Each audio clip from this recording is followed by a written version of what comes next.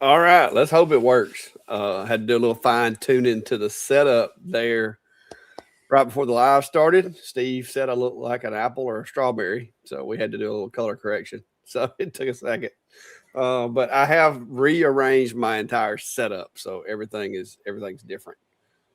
So whole new computer. My other computer that I used to use is now sitting over there. And the only reason it's over there is because I do have it connected to the network because there's still stuff on it that I'm in the process of relocating. So we'll see what happens. So how's things over at your place there, Steve?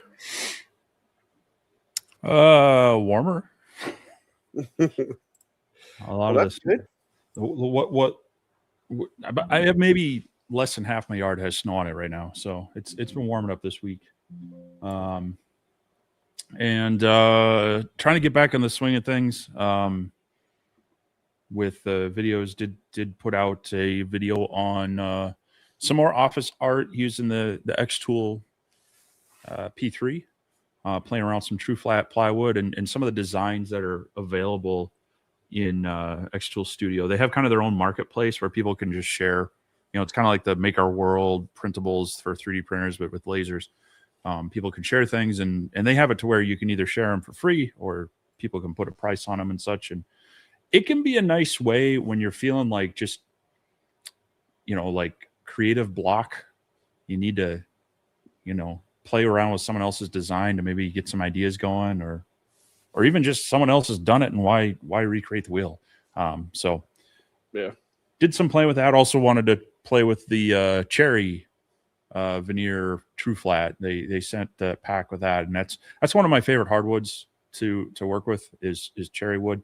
And so it's nice to have that available in the laser stuff. But yeah, it's been a while since and I've also been playing around with DaVinci Resolve for video editing. Um, I've had just too many stability issues with the Adobe software at times, liking to crash and such. So wanted to give that a shot. Plus, it's free. So if people ask me what they can use for video editing, I'm going to see if that works fairly well. So I've been kind of having to figure things out as I go. When you're used to doing one thing for a few years and it's like second nature, and all of a sudden you're like relearning something, in a different format, it slows you down. So, but yeah, other than that, I've been playing around with the alien cell laser, trying to get used to that as well. Doing some cut tests on some 1/4 inch plywood and engrave and cut. This is like that. This is like that Menards underlayment stuff. So that's sometimes a little sketchy on some lasers, but it seems to be handling it well. So, but yeah, Cool. yeah, it's kind of what's been up to up here. Yeah, it's been crazy here. Like this past couple of weeks has been just wild. Every time I turn around, something else is like breaking. I got water lines just exploding here and there. People running over things. Like it's been crazy. I spent 2 whole days this past week doing nothing but working on plumbing and then like it was like I'd fix one problem and then down the line there'd be another and another and another and it was just like, oh my gosh, please quit. So I've managed to get that resolved, I believe. So that's where we're going to be with that. Uh, it's been working now for several days. And then, like I said, I tore my shop apart. I'm trying to get some testing done with the Creality machine here. It's been doing a good job. It is not the one that I got, unless I missed something. And I think you looked as well. It's not Lightburn compatible, so you have to use their software. But I've kind of gotten adapted by using Xtool software and some of the other softwares that maybe it's just me, but it's not as annoying as it used to be, or either the softwares have just gotten better. I'm not sure what the problem is, but it's gotten a lot better. So I got that uh, working, and it's just doing a good job. So yeah, Yeah, I think buried in their documentation, they mention that it's Lightburn compatible, but they don't really highlight that anywhere or show like a device profile or anything. Yeah, I haven't. And if even if you did get it to work, there's some, the camera is already set up with it. I mean, I'm going to go with this one from the perspective of I'm somebody that wants a laser that doesn't want to buy Lightburn, and we're just going to go at it at that. If later on they do decide to advertise it for Lightburn, then we'll approach it. But so far, it's been pretty effective. It's actually a really smooth little machine. That's only a 10 watt, so you kind of got to have realistic expectations with it. But the engraving that I've done with it, and even some of the cutting that I've done, because it does have air assist, which is a big improvement for a 10 watt.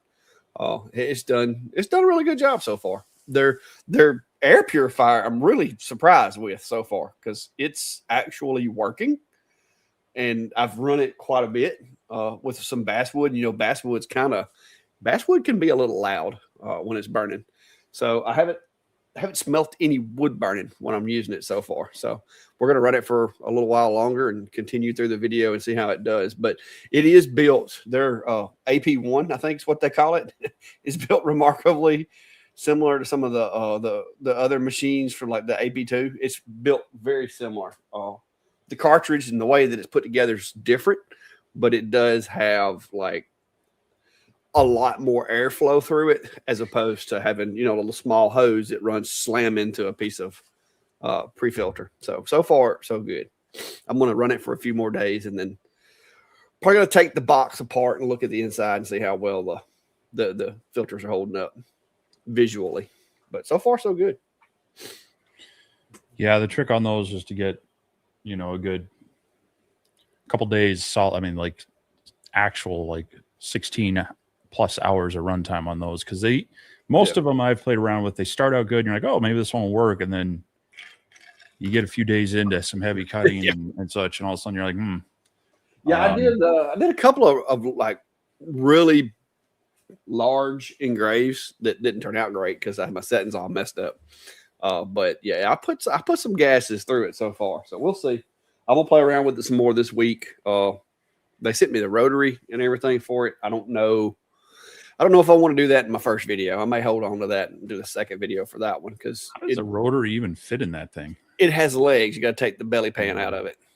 So I'm not really, you know what I mean? I don't think that's going to be something that people are going to be dying to try. So, the rotary, I looked in the box. It does come with leg extensions. And you basically, there's a pan inside there that you take the screws out and it comes out. Kind of like the S1 did from X-Tool, where you had to put the riser underneath there.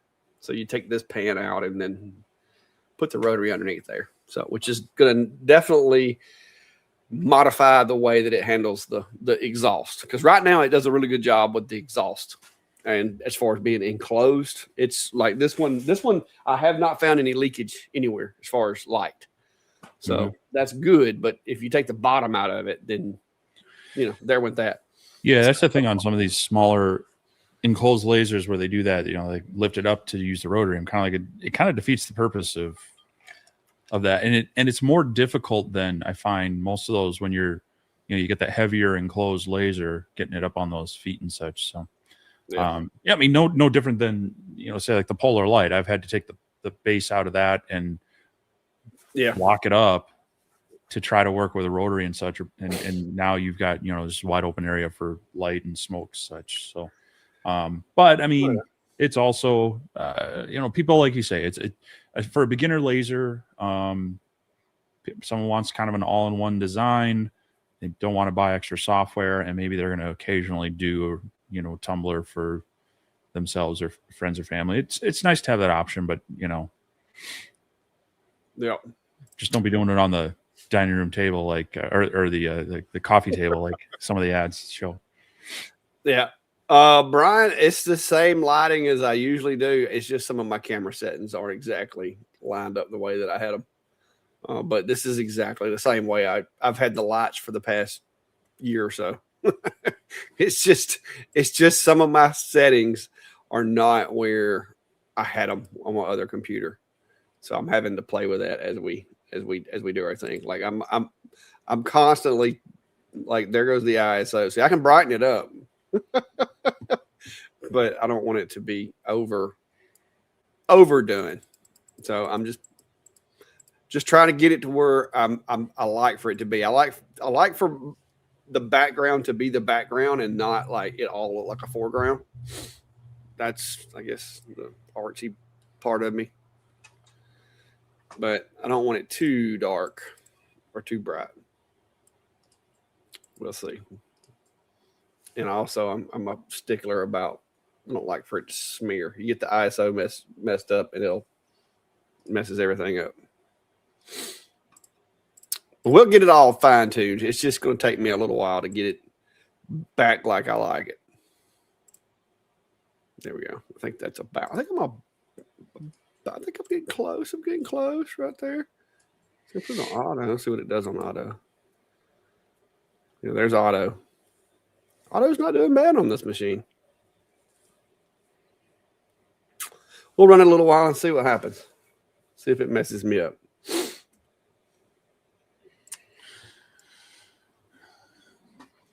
So I know there's a ball game on tonight that I don't watch ball games. So I know we probably got a few people missing because of that. Well, it's halftime. They can all jump on for about half hour. Well, they don't want to miss the big shows. One or the other, whichever way. Who cares? I'm not watching either, but yeah, I don't keep up with it.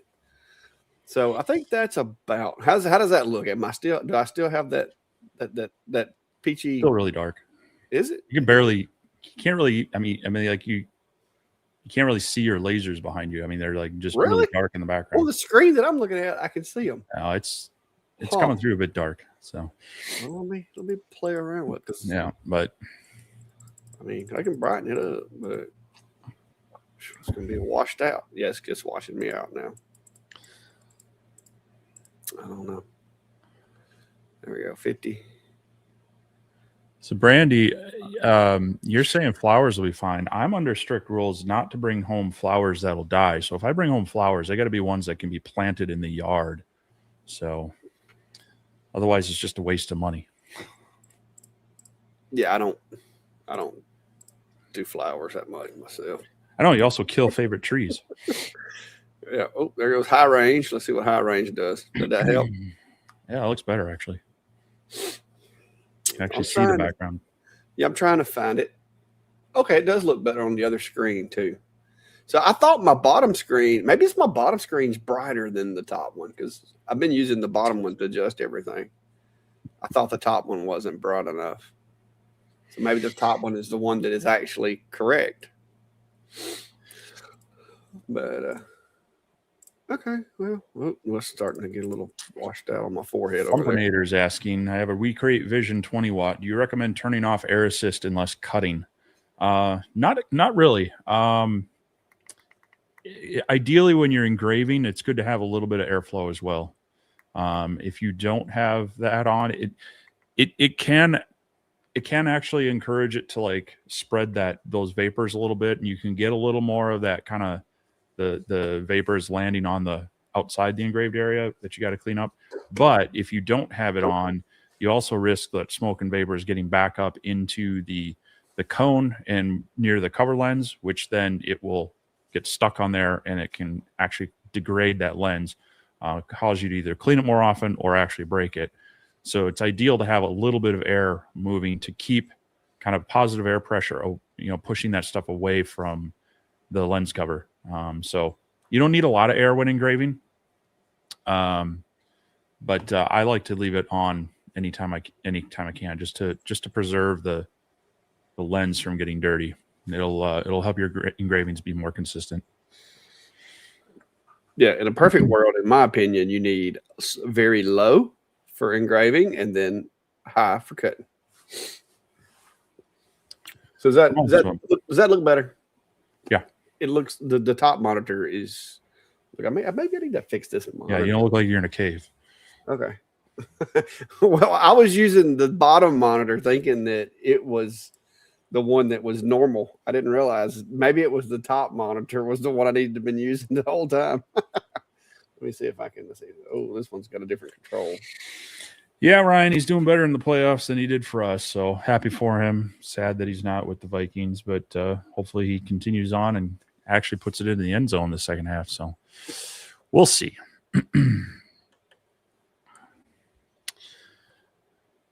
Yeah, I know I can 3D print flowers, but she has other things she would rather. I mean, more practical or other goofy things she'd rather have me print. She just likes her plants need to be alive and out in the yard. Actually, that's our neighbors. We had some tree work done just a few weeks ago.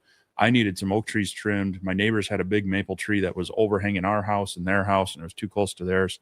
And then there was another aspen or whatever pine tree in between our property and the neighbors.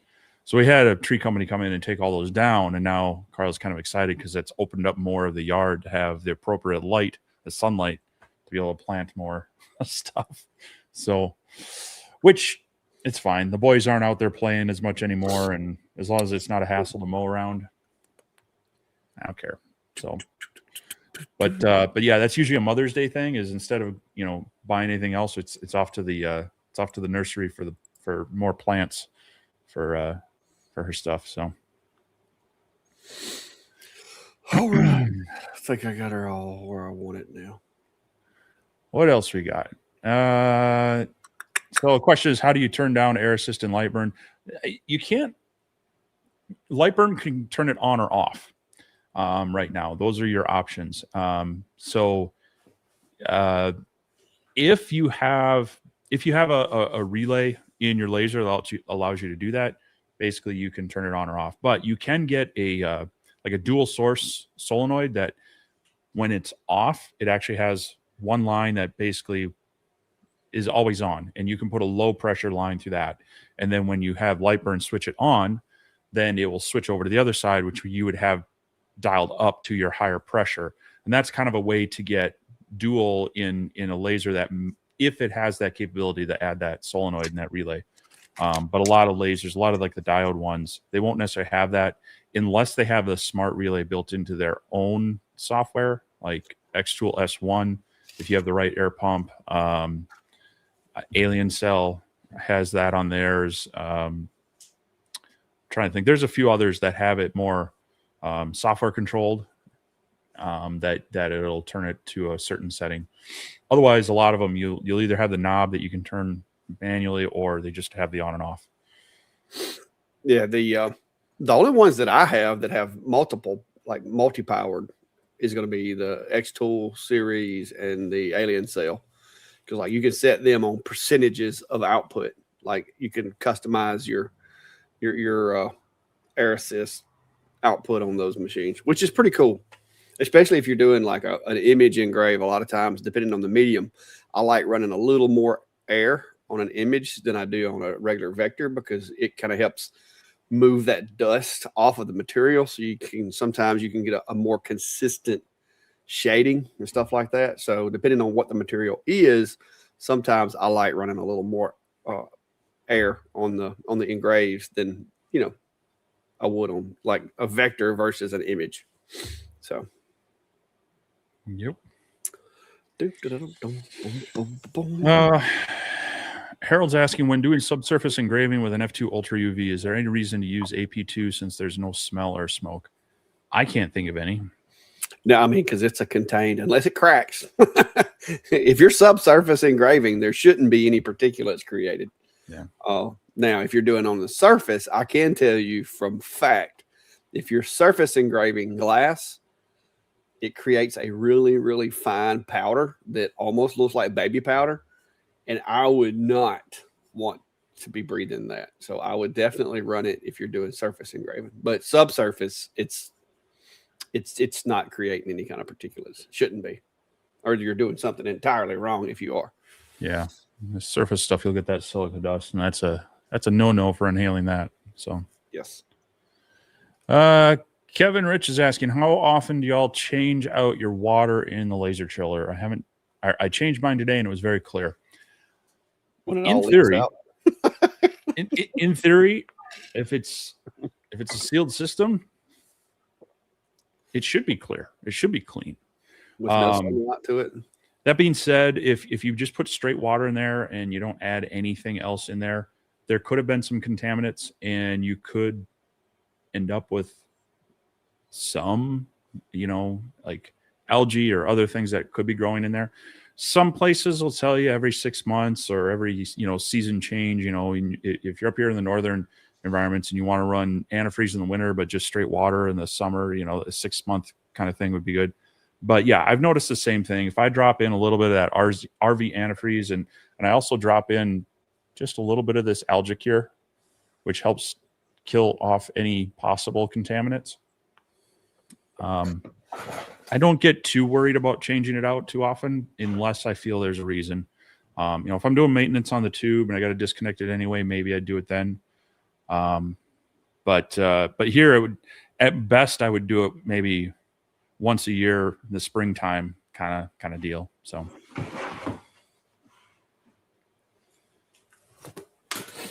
Had a little popping in my right speaker for some reason. Telling you, I'm at gremlins from moving everything around. You know how everything You're works. You're gonna be fixing stuff all stream. Yeah. Plug builder. Move it around, and everything was working fine, and now gremlins. Yeah, you're looking a little red again. The auto. I got to take the auto off.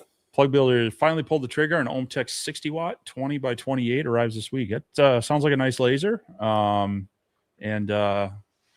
So I'm sure you're aware that's going to come on a freight truck in a crate.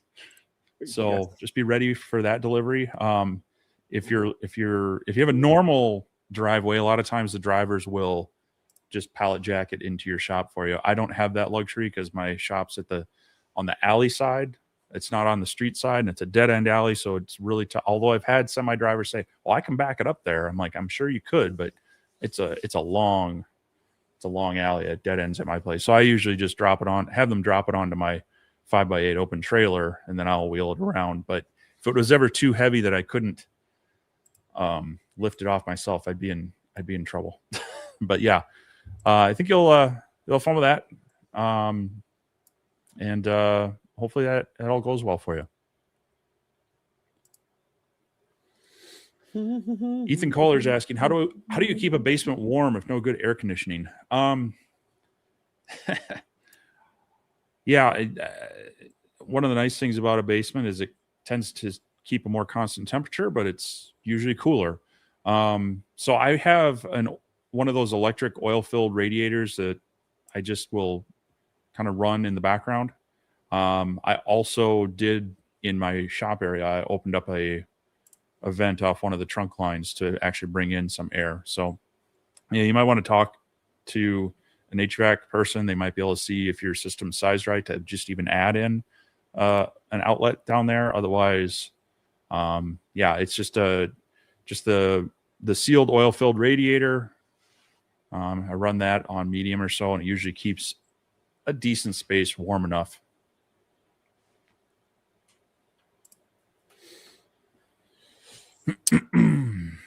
All right. Whew, so many settings. Well, we'll get it there. It's coming. It's just taking a minute. I found some settings that I didn't even know I had. So hopefully that's happened. But yeah, it took me what a year to get it dialed in the way I had it before, or a little over a year actually, because I changed cameras. And I threatened to change cameras this go around. I'm like, I spent too much money on a computer. I can't be changing cameras right now. So anyway. Yeah, Chris says his water is 4 years with no change. Like I say, if it's a sealed system, technically it should be fine as long as you didn't contaminate it when you filled it up. If you have the bucket with the water pump in it, I did that at first and I tried to seal it up, but things still got in there and I nearly ruined a tube that way because I was getting some algae and other things growing inside the tube. Little bleach will help clear that out over time, but the actual chillers do a much better job of not letting anything else in, because those water inlet and outlet, as long as you get those filled up and minimal air and you don't get any contamination in there, it's pretty much a sealed system that nothing adds or you don't lose it to evaporation and you don't add any contaminants to it. So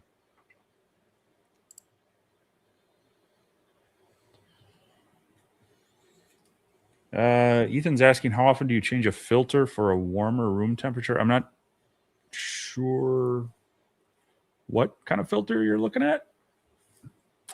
If you're talking about the air purifiers on your laser, that really depends on your usage. If you're talking about your HVAC filter, I mean, it's going to depend on how dusty it is in your shop and your house. Yeah. So I'm not sure what we're That's looking gonna be at a question. That's going to be a question for your HVAC guy. there. Yeah. If you got a smart thermostat, it'll yell at you like, I don't know, random intervals to change that. Even though I've got one of those bigger Aprilaire ones that's supposed to go for like 3 or 6 months or something like that. Yeah. I'm still working on stuff. It's killing me. Like my defaults were all messed up.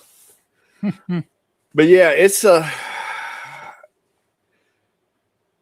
exhaust, air conditioning, filtering, dust. That's one of the things that with my shop, dust is a big issue because this is not just lasers and 3D printing and CNCs. The CNC does generate dust, but I'm going to say that probably the most dust that I have an issue with is from sanding. It's not the CNC. The CNC, the system that I've got with the Shopsmith and everything, it does a really good job of collecting most of that. But sanding, there's just no good there's just no good remedy for sanding, in my opinion, unless you have like a room with like special ventilation. That would be ideal. If I had like a little booth, like a little sanding booth where it had like its own filtration of the air, that would be ideal. But or even a downdraft table would help contain it too, or just a better sander. I know you like to use those cheap ones. Yeah. Well, I've got the DeWalt. I don't have the what is it that you've got? The Festool? No, yeah. It's a Mercaderos. It's in the same class as the Festool though, but I don't have one of them fancy ones. And you're right. I mean the sanding, it's a chore that no one enjoys, but you have to do it. And it can create a big mess. And so between the ergonomics and just the dust control, that's what kind of led me to really spend the money on it. Just anything I can do to keep the dust down in here. Yeah. Better for my health, better for, my kids' health when they're out here and such. So, well, I've got I bought the DeWalt, that dust collector that I got that's made by DeWalt. That's like basically it's a shop vac, but it's got dual filtration and it's got the auto clear and everything. I mean, it's a heck of a lot better than it used to be, but it still doesn't catch 100% of it. Like it still gets everywhere. Like I can be making stove covers or whatever. I can be running the CNC. I won't see a whole lot of dust until I start doing the table saw and the sander, I guess, are the two biggest contributors. Because I just got a job site table saw, not the best dust collection ever. So between those two, after I get done, I have to go around and clean machines because they'll be, how this acrylic is. It just attracts fine dust. But I've got my little dust catcher thing up there from Win, the filter box. I'll turn it on as soon as I start doing actual woodworking or running the CNC or whatever, just to try to keep that down. And I go through a box of those filters for that thing pretty regular. But yeah. Dun, dun, dun. What's up, Cody? How are you, sir? Cody's in the house. You got an adventure coming. So the plug builder's getting that 60-watt ohm tech and use the snowblower to go around the house, have to get the machine down the stairs into the basement. Going to try to use the neighbor's tractor to lower it into. Okay. Well, good luck. Try to get some help. And most of those machines, most of those machines, if you have to, you can unbolt the top from the base if you need to make it a little bit easier. But yeah, just take your time and get it in place. But yeah, I've seen a few people do that where sometimes they have the walkout basement where, at least it's just getting it around the yard to the back. But, some people who they have to hire movers to get, these 100-watt lasers into their basement shops. Or, I mean, I've seen people do that with table saws. I can't imagine that. It's just, you better have some really sturdy stairs when hauling some of these machines into these basement shops. So it's one of my criteria. If we get a new house and it has a big basement like that, I want a walkout basement because it makes so much easier moving things in and out. Oh, we got Cody stopping by, another non-sports ball watching person. Or maybe he is. He just wasn't tuned into us for the halftime show. Yeah, like I said, I don't watch sports, and I could really care. I'm not even 100% sure who's playing, to be honest with you. So I just don't keep up with it. It's not my thing. Plug Builder's asking, do you run distilled water in your chiller or RV antifreeze? Both. You have to, some of the RV antifreeze where I'm at, I don't need like -20, -30 protection. So you can actually mix it here. And then as long as you stay below the threshold. But a lot of times, as cheap as it is, a lot of times I'll just end up running like full RV antifreeze. Unless it's like, I got like a gallon and I need just a little bit more volume to fill it up, then I may top it off with some distilled water. But I've got both. I've actually got extra still. You do want to make sure that when you're adding water, it is distilled water. I know some places, even X-Tool, have said in their manuals and such, purified water. You do not want to use purified water. Let's see. That's my Tractor Supply brand, and then this is just regular old Dollar General distilled water. So this is in the event that I get a CO2 machine or need to swap it out or fill one up. This is what I use. But yeah, even up here, I mean, I'm pretty good about keeping my shop above freezing, so I don't add a whole lot of RV antifreeze to mine. At best, it might be 50-50 with distilled water. So that's the route I go. The biggest thing is just making sure I would add though, get some of this if you got a pet store nearby, or go on Amazon, this Algicure, algicide, or just a little splash of bleach in there. That will help make sure it keeps any microbiological organisms from growing and thriving in there. So, yeah, especially if you have like transparent or semi-transparent hoses and you're near a window. Because if you have semi or transparent hoses and you're near a window, your water will turn green. If there's anything in there, the stuff can get in places you wouldn't think it could get. Hey, sounds like we need to have Cody come on. Everybody's got questions for him. What we got? Diamond State Precision's asking, Cody, how would your upcut bit work on cutting a laboratory epoxy resin top? It's going to make a lot of sticky dust that sticks to everything. I can tell you that from experience, because I use it when I'm doing epoxy infills and stuff. Like, I don't know about laboratory epoxy resin necessarily, but like this type of epoxy pour, yeah, the dust the stuff makes, the chips sticks to everything. Like it's a mess. Well, the first trick there is making sure you mix your epoxy right and making sure you give it more than plenty of time to cure. If you rush it, your epoxy might not be cured. It's still going to be it'll feel hard, but it may still be just a little rubbery. And sometimes the down deeper isn't as cured as at top. Yeah. Give it 2 or 3 times what you think it needs to cure.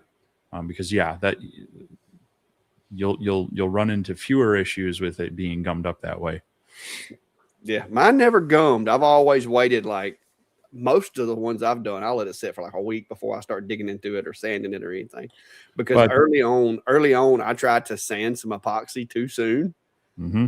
Oh my gosh. And I ended up having to like do a finishing pass with a CNC after it dried completely, and then going back and sanding it all the way down. And it really only needed like a touch-up sanding.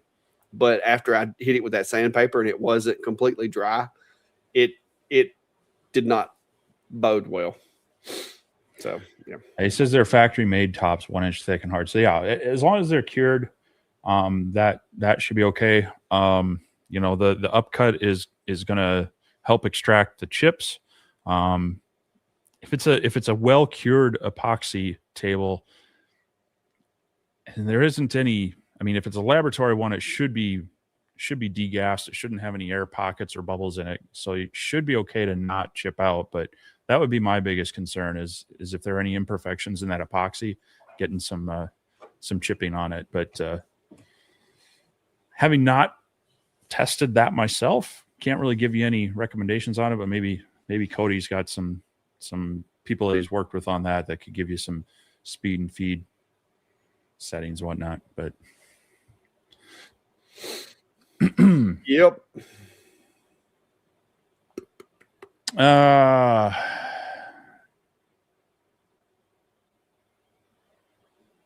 Yeah, and Kevin wants to talk to Cody too. See, we need to have Cody back on. Yeah, but I can tell you, we make a road trip and do it from a shop live. Yeah, if it's anything like now, I haven't used the only bits I use on the aluminum are the O flutes, and I have used a tapered before, but yeah, I don't see any problem as long if it's any kind of epoxy.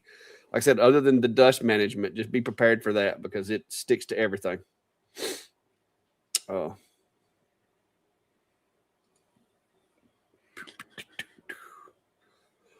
gotta figure out why this speaker's over popping.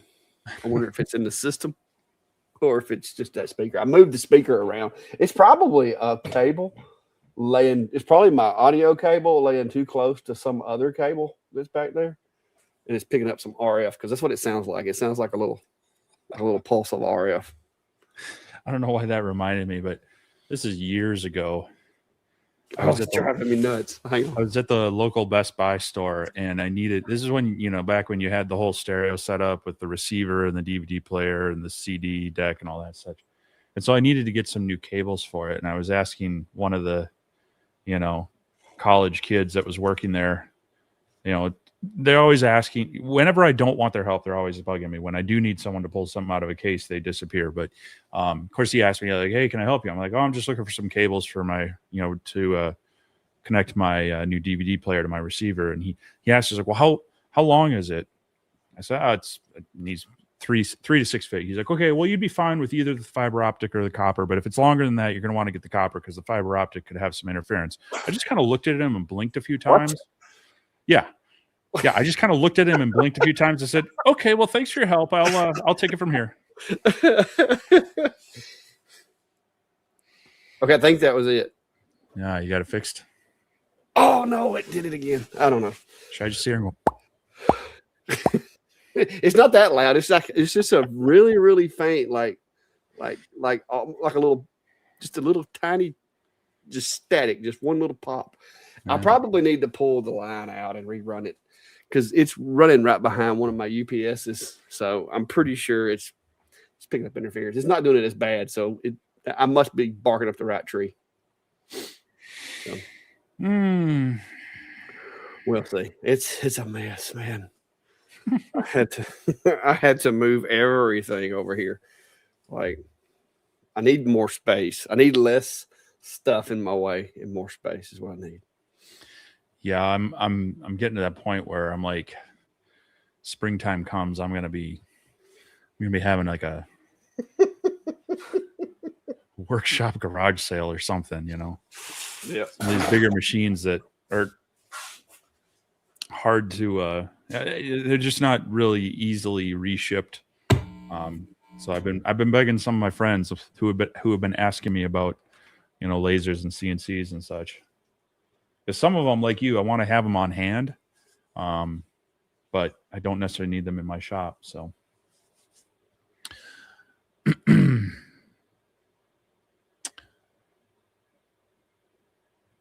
yeah, Diamond State, a road trip is doable.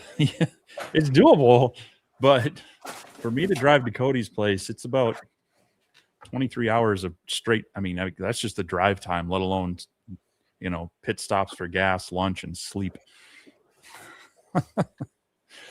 But need to do it one of these days. He's like just over an hour from my dad. So, I mean, I've got a good excuse to make it. It's just if I plan a trip down there, I got to plan 4 days of traveling time just to get there and back. So, whew, it's a lot of traveling. Yeah, not something you want to do in the winter. Although not like I want to visit Arizona in the summer either. So, Here's a dry hot though. Yeah, because that makes all the difference.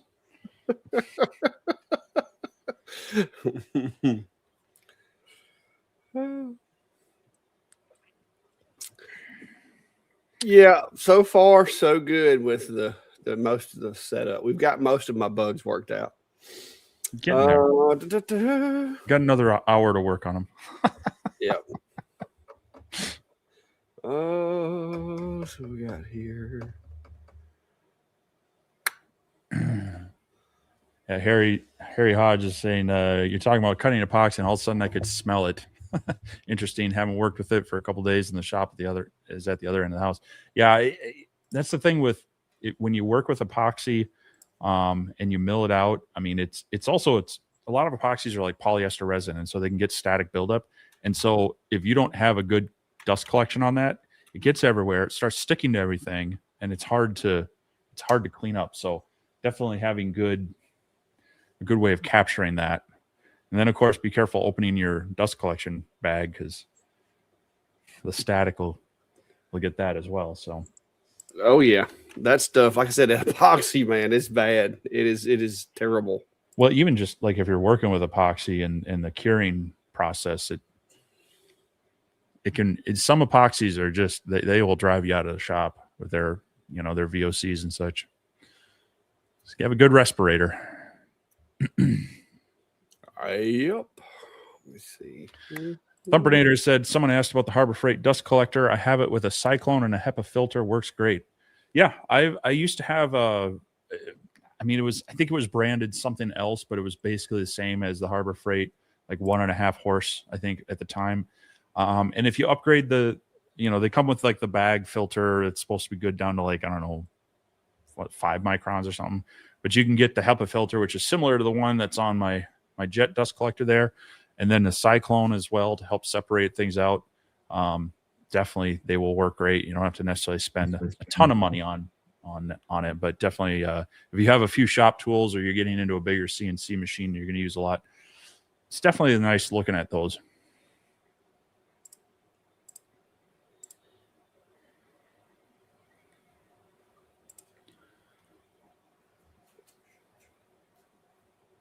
Did I kill my sound? No, you're still there. I was trying to use you talking to see if I can figure out what was causing it, and I think I'm on the right track now. So yeah, it's Kevin Jensen's asking, Clack, did you ever use the rotary with the conveyor on the Lumos? If so, how did it work? No. So I'm not sure how you'd use both of them together. Well, there were some folks saying that you could take the rotary and put it on the bed and to do like longer things or whatever. And I think they even advertised that. Yeah, that's right. They did have that. You know how problematic that would be, first of all, because you have no way of attaching it to that conveyor belt. So you've got to line everything up manually. No, thank you. Yeah. That was no. I forget about that. They were showing it like doing long baseball bats and other things. Yes. Yeah. And that's not, no. I think at some point, I think these companies, like I said, I understand they're trying to market it and say, hey, you can do all these things, but also people will get it and then try to do it and be like, well, this is really hard. And they're like, no crap. I mean, you've got so much variables and so much alignment that has to be done. And yes, it's going to be tough. So yeah, no, I never tried that. That was not on my list of things I want to do. Before I would do that, I would I would just like make it sure it wasn't like one continual design, and I would just move it and do like sections. even that is fraught with. Yes. I had someone recently, so I did last month or December, I did an update on the OhmTech Polar Light and answering some of the questions that had been sent to me through comments and other things. And one of them was, how does the pass through work on there? And it's really thin. And it in my mind, it's great for, loading a bigger piece of material in that you want to engrave in the middle of it. But, people are asking like, can you actually work on a larger engraving? And, you can use the print and cut feature and such, but anytime you're doing that or working with any sort of conveyor, yeah, you run the risk of, if it's slightly askew, if something doesn't grab right, if you don't get the things lined up right, I mean, now you've got this bigger piece of material that you've just ruined as well. And so you got to really have to want that project or have it pay really well, because there's a lot of risk with it and a lot of time involved. So, yeah. Yeah, that's like I said, that's when you start getting too complex with things. It increases the chances of something bad happening. yeah. And there's just some things it's just like, it's easier for me to just tell somebody, no, I can't do that. Yeah. I mean, yeah, it maybe it's possible, but I'm not going to do it, because if you bring me your baseball bat and I set this thing up on a conveyor with a rotary and then one thing goes wrong, now, what could have been a money-making operation is now money just wasted. So it's a lot of times the hardest jobs are the ones that you take that you shouldn't have taken to start with. So now, if you're just wanting to play with it, have fun, go for it. But yeah, no, not something I would have been dying to do. Yep. Yeah, I get a little, when companies are talking about their new lasers and they're talking about conveyors or things like that, I'm kind of like, ugh. It's just, unless you're really setting up to use that quite often, they tend to be a bit of a hassle. Now, on the P3 from Xtool, it's, if you have their stand or you have another rolling stand that you build that's easy to move out, they've made it a little bit easier to swap in and out from that than the other ones, since everything just kind of attaches laser. Now, that's assuming you only need the first branch. You can get the extension rollers to support it further out, but then you have to have something that holds those at the right height. But yeah, it's just it's the space issue, because most of us will have it near a wall for air extraction, often up against a wall. And so then now to move it out and away to be able to use that front and back, for at least, kind of hobbyist home business, working out of your shop, your garage, you probably don't have a ton of space to have your laser just kind of in the middle of everything. But that being said, it does expand their capabilities if you get everything working right. So not saying they're completely ridiculous. It's just, I find them to be more hassle than they're worth. Yeah. I don't typically use those, because they, one, like you said, the area, the space that they take up, and two, it brings a whole bunch of new variables into the job. So just not something I'm a fan of. Oh, well, and also, even just using the pass-throughs, you're opening up the cabinet of the laser. Yeah, it's hard to control the smoke at that point. So yeah, it's like I said, bunches of different issues can arise, and so I just assume not do it. Oh, that's my little thing, my little 2 cents about it. All right. I think I've chased that mouse all I can chase it. It seems to be doing better.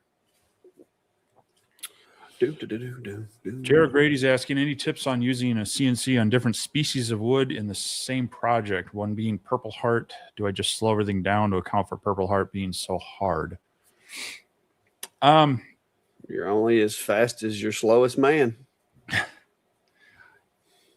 I would say it's, hardwoods, you can run into some that maybe you need to make a shallower pass on and There's a variety of variables that can ease up. I mean, you're trying to hit a certain chip load, and so there's your rotation, your depth of cut, your feed rate, but also the density of the wood will take into account of that as well. But yeah, you could slow it down a little bit, but you also don't want to slow it down too much in the fact that now your bit can be burning and burnishing the wood instead of cutting it. You're going to end up with more dust than chips. So a little bit of that is, I would, as in any project, get some extra, maybe run some quick sample tests on it. And depending on your machine, it's nice when you have one that you can kind of adjust the speed on the fly. Most of them I've used have had that feature, other than my stock Onefinity didn't. Some of the newer ones do, but like if you're using G Sender with a GRBL CNC machine, you can adjust it within, I think you can go up or down. Is it 50 or 100% speed? It's 50. 50, It yeah. does it like 10% increases. I think it's 50. So you can kind of play with that, and so you're watching, you're listening to it, because you'll kind of get an ear for, hey, that sounds like it's cutting well, or it sounds like it's getting chatter, or it doesn't. You're looking at your chips, it looks like it's actually making chips versus dust. And then of course just looking at the quality of the cut when you're done. So but yeah, it's you'll find some variables with really hard woods compared to soft woods, but generally a hard to harder wood, there's going to be a bit of a variable, but not necessarily as much as you might think. If you've got quality bits and you got your speeds dialed in pretty well, you're hopefully going to be close, and you're just going to be making adjustments of maybe 10 to 20% on your speed, or possibly shallowing up your depth of cut a little bit.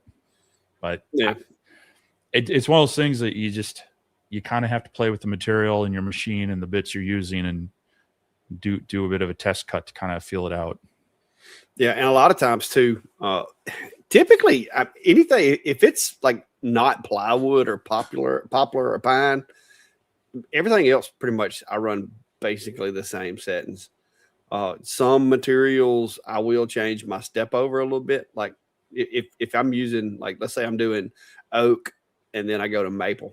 Okay, I may take a smaller bite on my step over, but like you were saying earlier, sometimes you got to be careful about going too slow, because if you go too slow, now you're going to start, like you said, scorching and burning and all that. Whereas if you just like decrease your step over just a little bit, you're going to reduce the work as far as the cutting edge of that blade, but it's still moving at the same speed. So you should avoid the heat issues a little better that way, because you got two things. It's running the same speed, and it's actually biting less material as the blade cuts.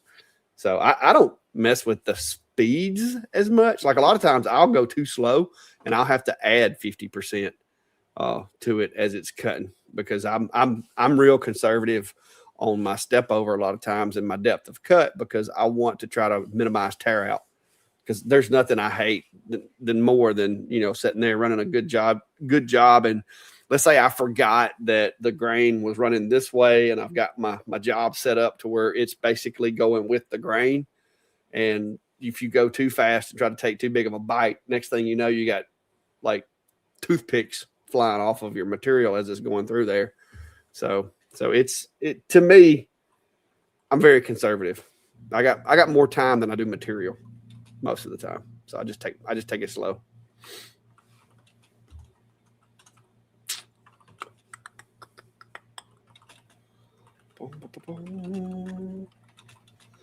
William Hunter saying, hey, Clack, do you ever try to recycle your tumbler seconds? I have a few that are fine other than the botch marking job, or the powder coated or what. Yeah, they're typically, tumblers are powder coated. I just use them as test cups.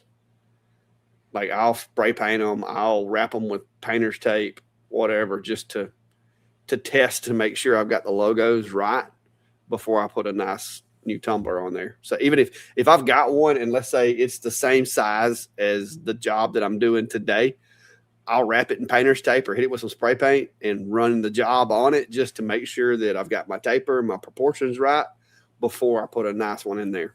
and that'll help you in the long run. That helps you minimize how many you end up wasting, so to speak. Because once you get, especially if you're using a CO2, CO2s makes finding the settings a lot easier. Where you're going to screw up the most with the CO2 is you're going to forget to put your diameter in, or you're going to over measure, or you got one that's got a pretty good taper and you're trying to like find that middle ground between not enough and too much, because if you go too much, now your image looks squished this way. If you don't do enough, now it looks like it's squished that way. And so a lot of times I'll play with that and try to find that middle ground. And so I find that painter's tape or spray paint are your friend for that, because it's easier than messing up a new one.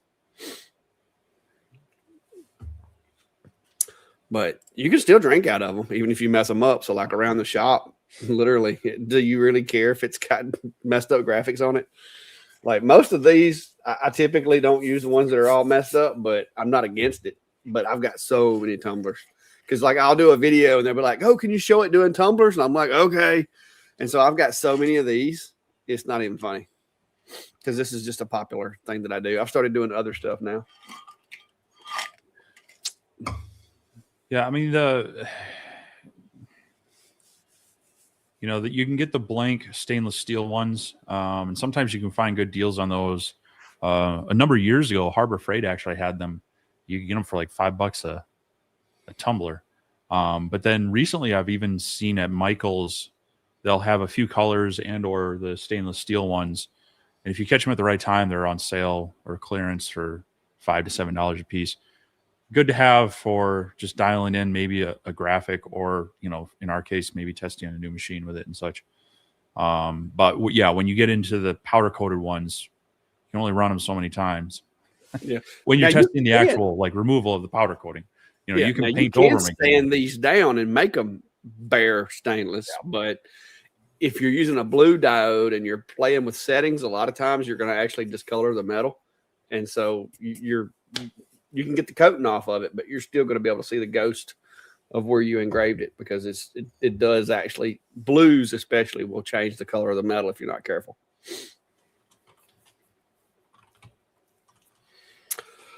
But yeah, I've got a few. Like I said, and a lot of times I'll donate them to other people that come to my shop and it's like, "Oh, I like doing those tumblers. I need to get me a test cup." And I'm like, "Here, have this one," because I keep enough that I've got basically one of each size that I use.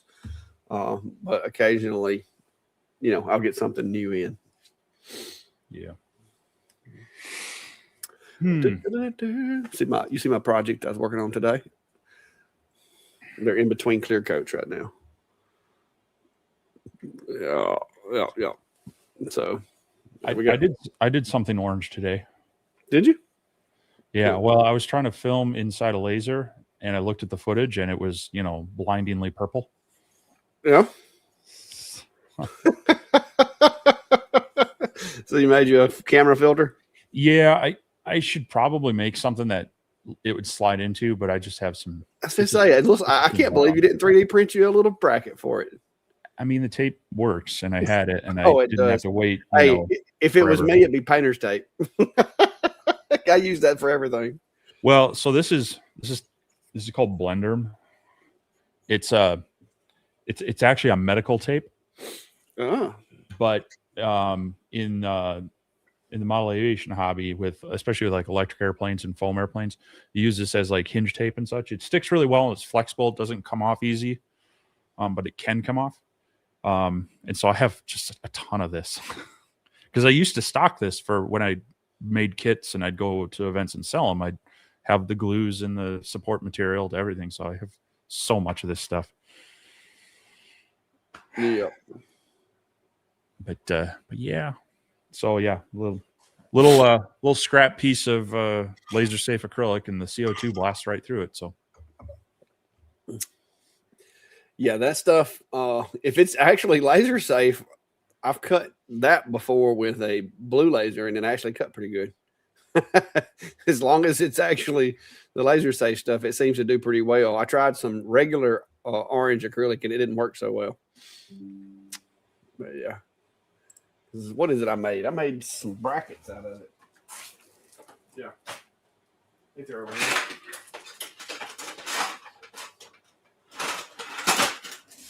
Yeah, I used an old piece of it to make some brackets for the rolling back when I was using it. Yeah. Sorry, Greg.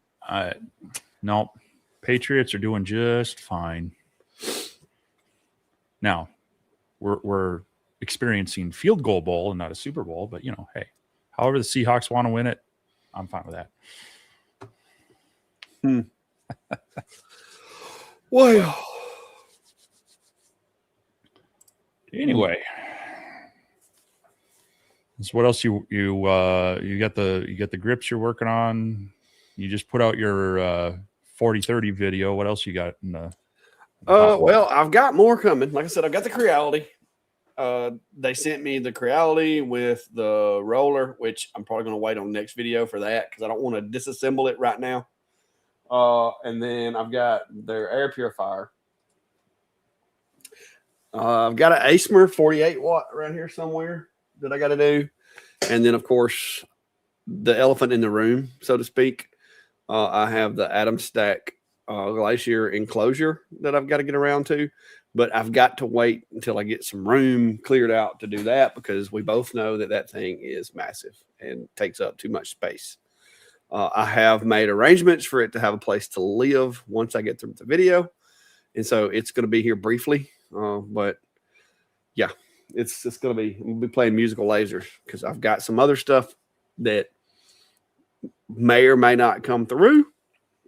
And if those things come through, then I'm going to have to free up some space. So yeah. And I'm fixing to move some stuff around anyway. I'm just tired of not having any storage or anything like that. And I've got stuff in the house that needs to be out here. And it's just gotten crazy. So yeah, doing that. I'm trying to do less big things that take up a lot of room. That's my problem I got right now because I have no storage remaining. So, and I know you've got the big enclosure too. So I do. I need to clear off the table. So I did film hopefully my talkover stuff for the Anycubic Cobra.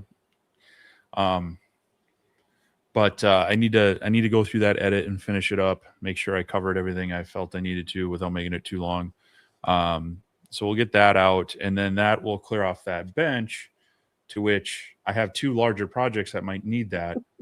The second of which I'm not sure I'll be able to physically move after I build it without, getting the crane and three of my best friends over. So, yeah, I'm also trying to figure out if I have enough ceiling space that once that enclosure is built that I can just tuck it up. That's where I've got the laser kind of hung up on the ceiling and some brackets for when I'm not using it. And then I want to see if I can do the same thing with the enclosure so that, it's available, but out of the way. So that'll probably come next, get that done, and then start working on that other one. So, but yeah, it kind of seems like I have a number of things that are all coming to a head at one time, which is a little. I don't like that. I don't like being rushed on equipment reviews. I don't like them all coming in at once and such. So, yeah, that's kind of like you see mine hanging over there, but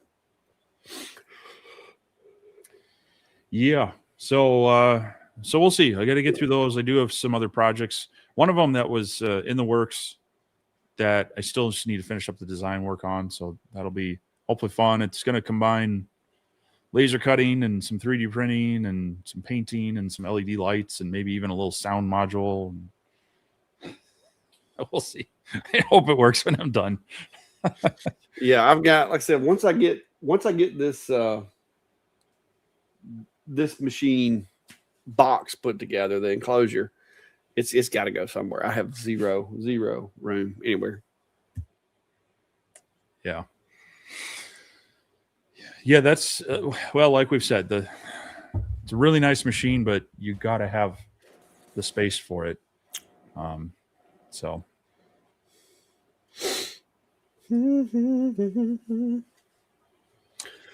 Yeah, I have no more room. Oh, wait a minute. Crafted Creations is asking where's the best place to get laser safe acrylic for a fiber laser. The only place I've ever been able to get it is it JTech Photonics, I think. Isn't that in the name of it? That's the only place I've ever ordered any from. Just checking to see what wavelength those are actually rated at. Well, they've got it different wavelengths. Last time I looked, the 455, they had some 455 as well as the 1064. Do they? They did have. Now, I haven't looked in a long time.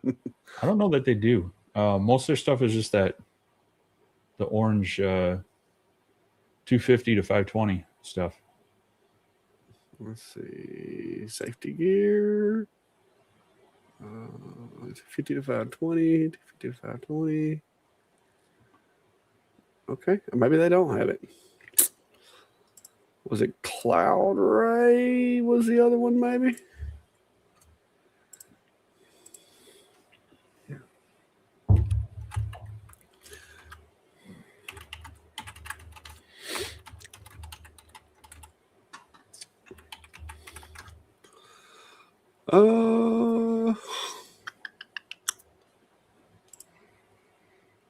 Well, Com Marker sells it. Apparently.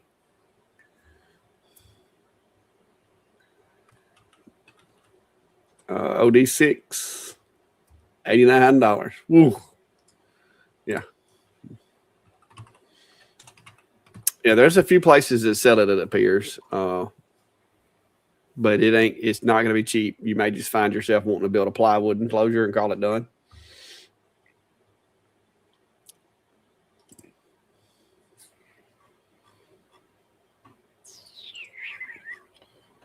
Yeah.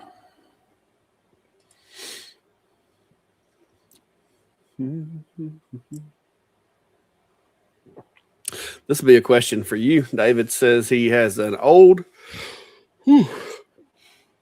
Onefinity woodworker that he wants to start running again. I use a 65 millimeter trim router. Are there any dust boots that you know of that I can 3D print? I use a 2.5 inch hose. I don't have a Onefinity, so there might be some you can download. A lot of people like the Nighthawk dust boot, and I think he made a similar one to that, but I don't. And they're 3D printed, but I don't think he shares the files per se. It's a mixture of acrylic cutout laser with 3D printed parts and some magnets to hold it together. Now I know James Dean just designed one for his. I don't know if he's going to offer up the files or anything.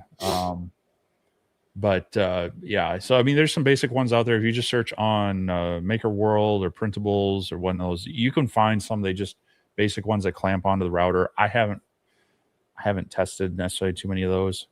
I've been kind of looking at some, but yeah, I mean, I look at these and they want 120 for it, which I'm sure is fair and everything. But when you have your own printer, you're kind of like to save the cost on that. So, but yeah,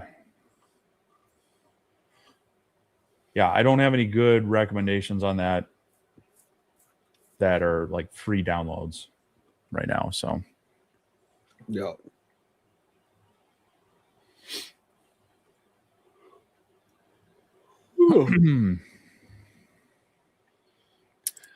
Yeah, Greg, I'm with you there. I have a number of projects. It's just I try to space them out, but sometimes one or two get delayed and then they start overlapping each other. And I'm trying to really restrict it down to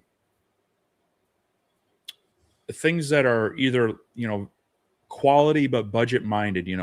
So like David's looking at the Creality Falcon as a kind of a inexpensive but quality beginner laser, something that some people could get started with.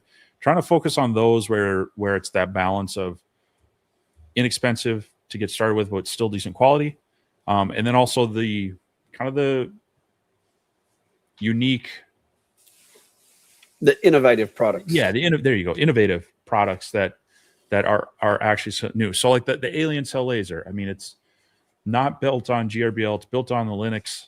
It's got a lot of, borrowing a lot of technology from 3D printers, like input shaping correction and such, fast acceleration. I think this is going to be an interesting laser to look at, but it is more expensive. So we want to look at those and say, hey, is this actually worth the extra cost for someone that's wanting to step up into it, or someone wanting to spend some money on that? But trying to back off on too many, here's the latest rebranded, same old, open frame gantry style 20-watt laser kind of stuff. So hopefully going to continue to find that balance. But also when some of these new budget machines come out that might be options for people, whether it's a new diode, new CO2 or whatnot, I like to try to take a look at them. But the unfortunate thing is that sometimes they say, okay, yeah, we're looking at doing this in September, and then all of a sudden it gets pushed back, and you've made other commitments for things in January, and they try to dump that on you as well. So we do our best to try to balance it out. And then of course, sometimes just life, family, work get in the way for me. Water lines. Well, and part of it too is I know me personally, I'll get 2 or 3 emails or messages or whatever you want to call it a week. People going, hey, I'm looking at this new machine that so-and-so come out with. What do you think about it? And I have 2 options. I can either just sit over here and run one laser and tell you guys that it's the greatest laser that there's ever been, and you should not even look at another one. Or I can actually, try some of these other machines out and see what the new advancements in technology are, so that I can, help those folks make a educated decision, so to speak. So that's kind of the balance too that you got to look at, because I hear a lot of folks talking about, well, this is the best laser there ever been, and then you look at their channel and they've literally had that same machine like for a year. And yes, when they got it probably was, but technology is advancing so fast. Like even this little thing, it's only a 10-watt, but the smoothness, the XY way it's built, the things that it shares from 3D printers, it's amazing that they've brought that over into the lasers. So, and I'm a nerd. I like playing with these new machines. Not gonna lie to you. So it's a balance. I started the channel, and I do the stuff on the channel because it's fun. It's fun to me, and I enjoy it. Yes, it kind of helps me with financing my toys and stuff these days, but for the most part, I'm gonna do what's fun. I mean, that's and I do like my projects, and I do my projects, and hopefully, I got plenty more of these blanks too. So this is my first prototype. I kind of wish I'd have made the honeycomb panels a little smaller, but it's hard to say until you get them on the machine to see. But I like doing my projects. I like doing my stuff, but I like playing with the robots too. I love technology. Part of it is technology is just awesome. So yeah, it's like Steve said, it's a balance, but I do a little bit of everything. I do lots of different stuff with different machines, and I've gotten to where I'm doing 3D printing, I'm doing CNCs, I'm doing lasers, I'm doing like yard robots now. I've been playing most of the week this week. I've been playing with my motion yard robot that I got. I don't have a whole lot of grass to cut, but what little bit of grass I have cut with it done a good job. So, there's just so many different things. And then I spent 2.5 days working with water leaks this week. So yeah. You got more grass than I do. No, I mean, yeah, I do that. I don't have any snow in the way either. It was actually about 65 or 70 today. The bees were out flying around. I mean, it was kind of nice. Oh, what was that? Oh, Tony saying shipping containers aren't bad for storage, and I don't guess they would be, but if you've ever looked at where my place is on a map, if you can figure out how we could get one up on the hill behind my house, let me know. Because if I put a shipping container on the hill behind my house, one end of it's going to be 20 feet in the air, and the other end would be laid in the dirt without some major dirt work. I got one good place to put something, and that's where my shop / storage building is going to be built whenever I get a chance. So we'll see how it goes. Yeah, I don't have any room for a shipping container. That's yeah. City would not be happy if I did that. I don't even know how I would get it on my. I have a hard enough time bringing my 5x8 trailer for equipment in. Trying to get a shipping container dropped on my property would be. Yeah, I mean, I guess I could probably put a small one up there where the sawmill is if I got rid of it, but that's about all I got right now. Yeah. So, well, my thing too is that if I need that much storage, I got a problem. Because no way. I mean, some of those things just stuff just gets buried, and then your kids or your heirs or whoever takes care of your estate gets to deal with it after you pass away because you never see half of it again. So, yeah. But I've seen some people make some cool like shops out of a shipping container. So, yeah. David Pingle says, I used to follow crafting guys on YouTube, and I find that many of them are not there anymore. I assume there's a high burnout rate. And my answer to that would be, if you try to make everybody happy, if you try to do it for any reason other than you enjoy it, yeah, I can imagine there would be. It does get a bit overwhelming at times.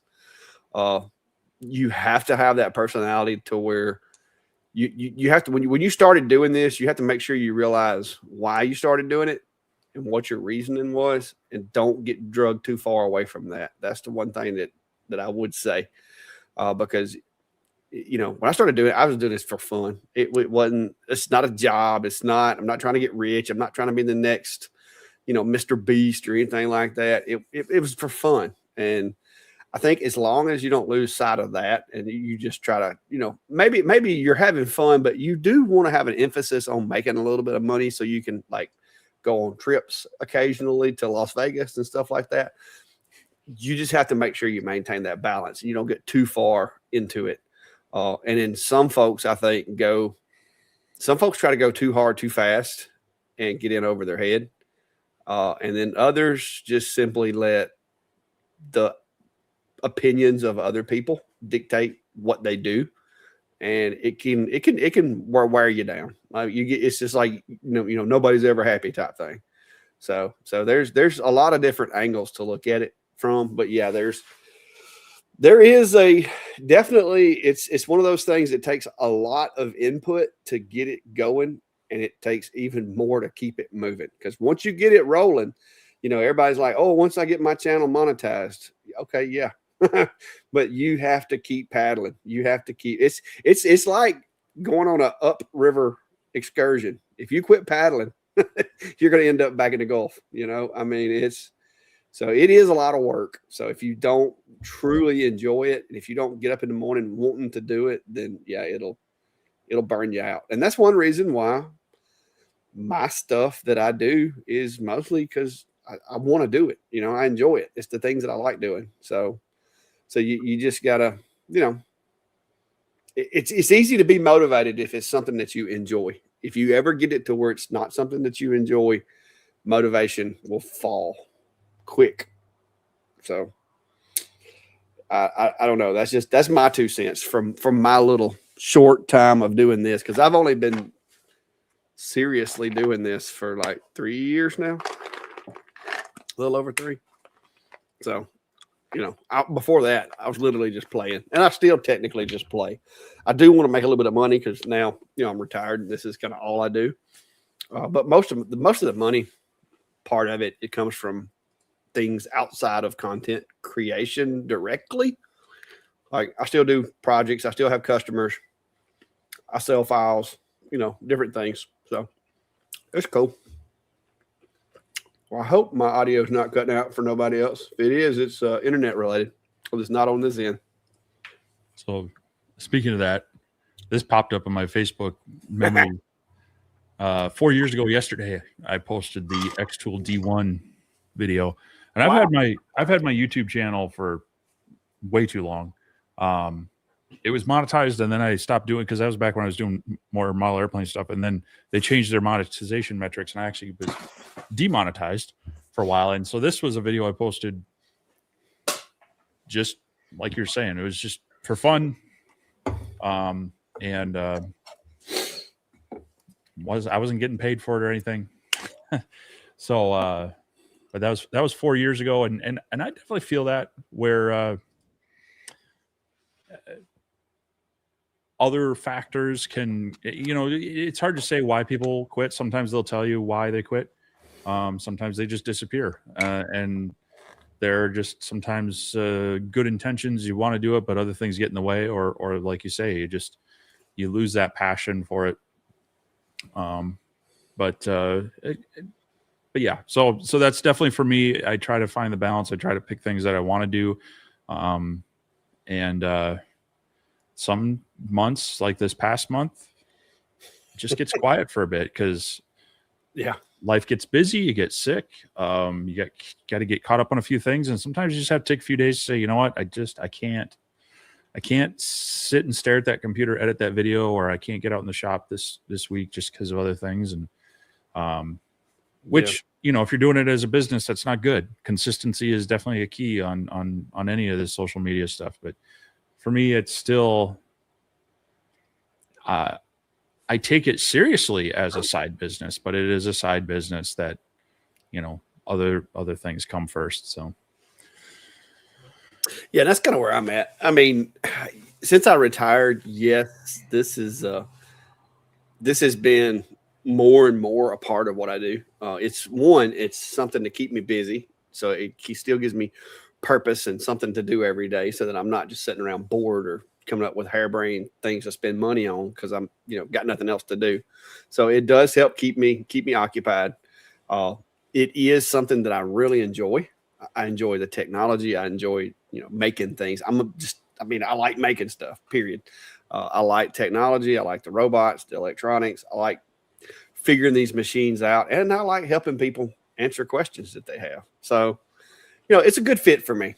This is not, me trying to get a Bentley or anything like that. This is just me having fun, enjoying myself, basically making enough money out here to pay for my toys and keep the lights on and all that stuff, and finance a couple of trips a year, to either to Vegas or like coming up in, August, going out to Texas. Those are more or less, that's what I'm working for.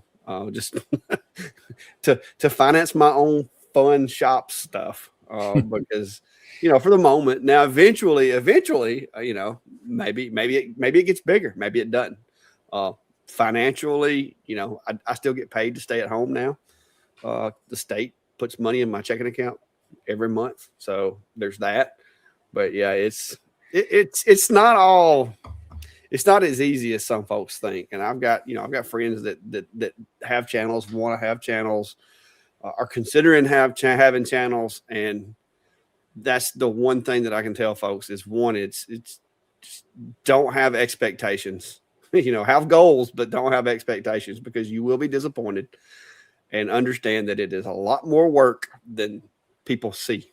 Like it's from the outside looking in, it looks like it's just all fun and games and there's nothing to it. But when I tell you that since June of 2022, when I started this channel, unless I missed one through being sedated during my surgeries, I have responded to every text message, email, direct message, comment that I have ever got on any of my outlets. So yeah, I know I ain't got to do that, but that's just how I am. And so, yes, it's a lot of work. It doesn't go off. I have just recently, since I retired, I can now set this to do not disturb when I'm at sleep at night. But when I was working every day, due to the nature of my job, I could not set my notifications to do not disturb. And so I'd be 3 o'clock in the morning, somebody would be up working on a laser project and start messaging me, and it'd be like, ding, ding, ding, ding, ding. So since I've retired, I have been able to limit that a little bit. I have it to where there's only certain contacts in my phone that can disturb me after a certain time. So it's a lot different than a lot of people realize. me included, because when I first started doing it, I was like, oh, this is going to be so much fun. I'm going to make so much money, blah, blah, blah. You know, it is not as it is portrayed in some circles, but it is fun still. Yeah. Well, I can't say that I've replied to every comment. I know I haven't. I try to, especially the ones that, you know, they have a legit question and it's something I can help. And that's a lot of my drive is I like being able to help people. I like being able to inspire people, answer their questions. And so that's part of why I will reach out and accept some of these things for certain lasers, because I know people will have questions about them. The problem is that people will have questions about, I mean, I still get questions on lasers that 4 years ago. I'm like, I don't have that one anymore. I haven't used it in a while. But it's an interesting thing that, you know, in dealing with these companies, a lot of them will be like, you know, they're pitching it as you're going to make money on this. You'll sell lots of these in affiliate sales. And I'm like, and I have to tell them, I say, listen, it's great when someone watches the video and they go, okay, I really want to buy this and I'll use your link. But the last thing that is my goal is I don't make my videos with a marketing spin on them. I try not to anyway. I try to make them informational, educational. And so getting them to understand that that's not my goal, my primary goal, you know, I mean, because they're always like, hey, you know, maybe you can push this sale coming up. You know, they want you to actually mention it in the video. And I'm like, well, now it just turned it from constant, you know, like more evergreen content into something that's kind of fixated around this one-time sale kind of thing. And so I don't really want to do that. Yeah, me and you do more of a show and tell than we do a sales pitch, I feel like. But I also love those comments that I get where, and some of these are on older videos. I had someone comment on one of my videos just overnight, I think. It was like welding text in Lightburn. And they said, you know, especially when they'll tag a certain point in the video, like at 4 minutes, you said this, and if everything just finally clicked, thank you, thank you, thank you. I've watched so many videos on this, and I finally get it. That's what's worth it to me. That's what that's kind of the motivation for me. And so that's where, yeah, I mean, doing the reviews is kind of a necessary evil to be able to help people out with various machines, but also have access to them and have that broader impact with people. But then being able to answer questions, inspire people, get them over the hump, you know, get them not afraid of using it. That's kind of my goal of why I do this. So, oh yeah. Mike says, did y'all see the alt mill at CSS? I'm guessing maybe he means CES, but I don't think they were at CES, were they? I don't know if they were. I've seen the alt mill at Workbench Con, and they were there. I don't think they had. Did they have a machine at Workbench Con? No, they were just there. He was just wandering around, being friendly and talking with people. Real nice guy. Yeah. Good conversations with him, but I haven't seen one in person, and yeah, I don't think they were at CES. Probably not. There's the APA show coming up in a couple weeks in Vegas, but that tends to be more personalization projects and more laser focused. But I'll be curious. The Next Level Maker Conference in August, they're trying to really attract a lot of across the spectrum of making. So lasers is where they've focused their events the past 3 or 4 years, but now they're really trying to draw in the 3D printers, the CNC routers, the UV and DTF type of creations and making stuff as well. So be interesting to see which ones come over to that. This isn't necessarily a replacement for Workbench Con. I think it actually would have a broader appeal because it's more focused on everyday users and business people, not necessarily content creators. So that'll be really interesting to see how that conference goes this year. I know you're already registered. I still have to try to figure out what's doable with my schedule. So yeah, I don't know if or when I'll be able to commit. Well, let's just say I'm going with or without you, sir, as I've done come out of pocket. Well, But I've already bought my tickets and I've already got the room reserved. And so hopefully we'll both be there, but who knows?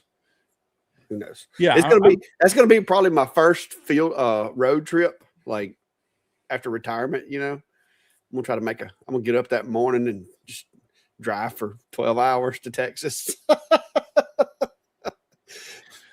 that's funny because it's not like right in the middle of us, but it's like 13 some odd hours. So each of us would have about the same drive time. I'm just a little bit further away. Yeah. It's literally, I mean, I could just hop on Interstate 35 and pretty much just, if I had a Tesla, I could probably sleep half the time almost. But but no, it's it might be where I have to fly down because if I can't leave until Thursday, I'm not spending a whole day driving on each end of that. Yeah, that would make for a long day. Yeah. So, but yeah, I'm hoping I can make it to that one. I know a few other people are in the area, so that's definitely something to keep an eye on. It's the Next Level Maker Conference. It's in Grapevine, which is just the north side of Dallas Fort Worth in Texas. It's like August 24th, I think, ish, somewhere around 24th, 25th, somewhere around there. It's that week. 24th through hang on. Yeah, I have to look. I got it in my calendar, but some of mine 27th through the 29th. It's that last week of August. Yeah. 27th through the 20th. It's the week of the 20th. So semester starts on the 24th. That's why that date's stuck in my head.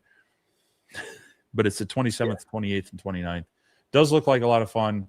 Because I've got my check-in on the 26th. So the 26th is the night that I'll be coming into town or whatever. But yeah, it's those events. They can be good for people, even if you're an introvert, because you'll find your crowd. And yeah, it'd be great if both of us can be there. We can hang out with some people and talk with other. I know there'll be other content creators there as well, but we still need to try to figure outside of that. Hopefully we can get together sometime, whether it's up here or down there. Like I say, I got to clear out some machines and such. So yeah, well, maybe I could come up with something. We'll have to see. But yeah, the next level is going to be, because last year I did CES and Workbench Con. Well, Workbench Con has been phased out or whatever. The maker event over in Texas is probably, I really wish it was in Atlanta. And I know they're having the the Woodworkers Convention or whatever is in Atlanta the same weekend. AWF. The makers, which I wish they would fix that, because I could scoot over to Atlanta and do that one in like no time, because it's like 3 hours to Atlanta. Yeah, I wish they would offset those. Well, they're two completely different things. I mean, AWF is really like commercial woodworking, like big garage size machine type stuff or bigger.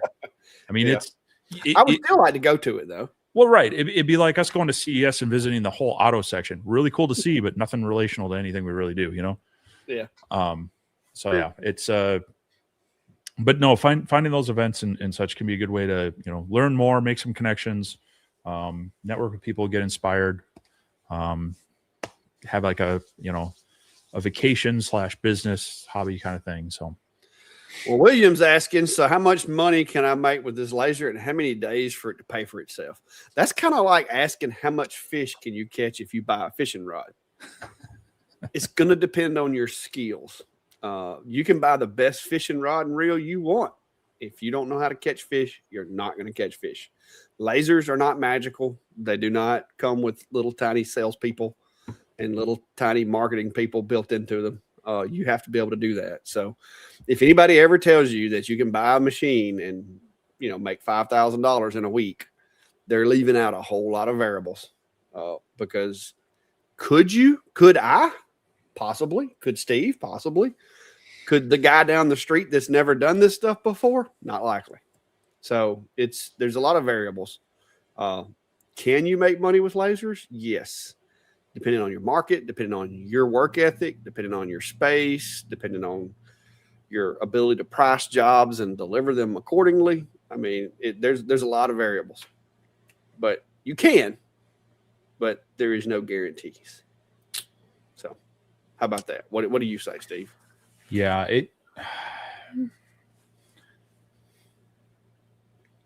the best way to make money with lasers is to have an idea that you've researched and you know that this is the tool to do it. Then, hey, I'm going to buy a laser and figure out how to make a business around it. Same thing that could be said with 3D printers or CNC routers or a table saw and a drill press. Really comes down to having an idea and not buying the machine and trying to figure out later. A lot of it has to do with your market, and like you say, your abilities and your creativeness to make something unique that people want. Then there's also making people want to buy it from you. There's, you could be the greatest artist in the world, but if you just sit in a corner and pout and not want to talk to people, you're gonna have a hard time selling anything. So there's a lot of variables to that. I mean, I know some people who have bought a laser or a CNC router or whatever, and they go to one craft show and they've paid it off and then some. And there's other people who buy it and they never get it paid off. So it ends up on Marketplace. Yeah. So it's just yes, it's possible. Best way is if you have something that's kind of your unique spin on something, so that you're not competing with everybody else. So yeah, it's if you're going to buy the machine and you're going to rely on buying other people's files and going and selling them online where everybody else is, you're going to have a tough time. But if you can do something slightly unique and maybe in your immediate area, that maybe there's less competition, then you're going to have better success. And there's always just, like in anything, there's always that, just call it luck, call it X factor, whatever. Sometimes you just fall into something and it works. And the person could, I've had things where I'm like, I had no clue that people would be this interested in that. But what was it? That little fireplace file that you made that time? Like, it was just literally something you came up with, and it was a big hit. So, you never know. We never know what to think. But the thing that people are going to want to have is Brad Custom Boards is asking, Clack, did you buy tickets for everything? And I was on the fence about this because there's a lot of those classes and stuff that I did not feel would be beneficial to me with my experience and what I do. But they keep adding more and more different classes and this, that, and the other. So I decided to go ahead and just support the event and buy the all access ticket or whatever on the premise of, if I didn't, they were probably going to add a class that I would want to go to, or one of the people that were teaching the class was going to be somebody that I was friends with or that I knew, and I would want to sit in their class and I wouldn't be able to. So I went ahead and bit the bullet and got the, I can go to everything pass. I also was not clear about the admission tickets, whether or not I could go to like opening and closing ceremonies without having the full ticket. So I just went ahead and bought the whole ticket anyway, just to be sure. That way, if something does come up that I want to go to, because then I'd have to try to figure out, can I go back and upgrade my ticket and pay the difference or what? So I just went ahead and bought it.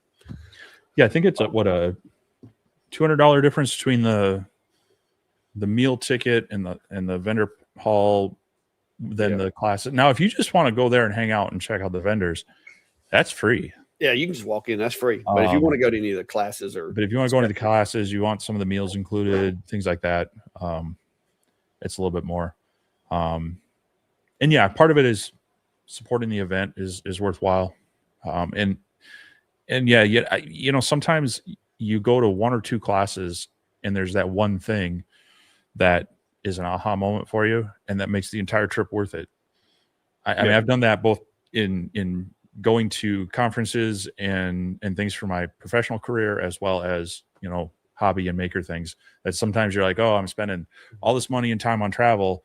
I don't know what I'm going to get out of it. And then you go to that one thing. It's that one thing that's a light bulb moment for you, can make it worthwhile. So, yeah. Sim the Turnery says, have you seen that Laser Pecker now require you to take a test to use their lasers? Do you think other companies will go the same route? I didn't know that they made you take a test, but anything like that more likely is being done because of liability, pending lawsuits that have been filed, whatever the case may be. I know Xtool because I just had to reinstall Xtool Studio on this computer, and I had to watch that goofy cartoon that you cannot skip through. You have to just let it play. So I let it play while I was vacuuming the floor. And then I came back and moved forward. But they're doing that so that when you burn your house down or you hurt yourself, they can say, in order to use this machine, you had to go through this safety briefing or whatever in court. And so that's all that is. That's legal liability stuff that they're adding to it, in my opinion. Yeah. I thought, though, with Xtool, as long as you're signed in, it stores that information. Because I've reinstalled Studio on things. It may have. Maybe that's where I messed up. But I think they were one of the first ones where they had this kind of safety course kind of thing they wanted you to watch. This goofy superhero commercial looking thing. But yeah, I had to watch that, or well, I didn't watch it, but I had to play that today.